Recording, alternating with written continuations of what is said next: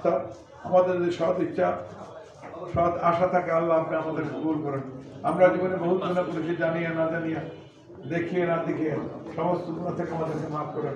যারা এখানে উপস্থিত হয়েছে মুক্তিযোদ্ধা ভাইরা, আজকে আমরা সমবেত হয়েছি, হয়তো আগামী দিন বা আগামী 5 বছর পর, আগামী 1 বছর পর অনেকে আমরা হারিয়ে যাবো এবং বেঁচে থাকবো কি থাকবো না, আল্লাহ যেন মহব্বত থেকে আল্লাহ হেফাজতের সাথে পৃথিবী থেকে বিদায় দিন।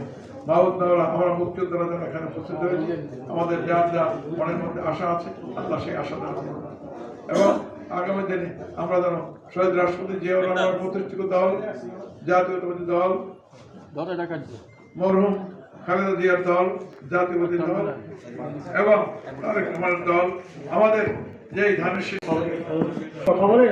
থেকে আমি গেছি সেখানে ধর্ম দায়ী করি আমরা সবাই যা যা আমাদের বললো কিনা, বিএনপি বললো কিনা, এই অপেক্ষায় থাকবেন না, এখান থেকে বের হয়ে আমরা নেমে যাব।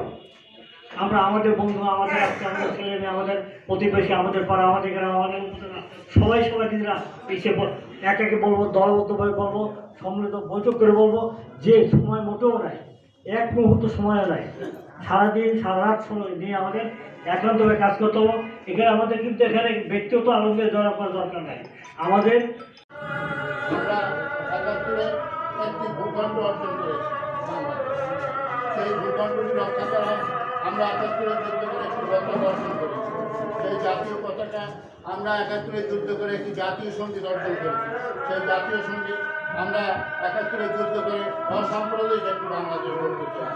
এই জিনিস কয়টি আপনারা রক্ষা করবেন এবং এই জিনিস কয়টি আপনাদের হাতে অর্পণ করে, এবং আমার মুক্তিযোদ্ধা ভাইদেরকে সবাইকে অনুরোধ করবো ঘোষণা দিয়ে আপনার আমার কথার শেষ, মুক্তিযোদ্ধাদের কথার শেষ, মামুনদের কথার শেষ, অনুগ্রহ করবো আল্লাহর রাস্তায়।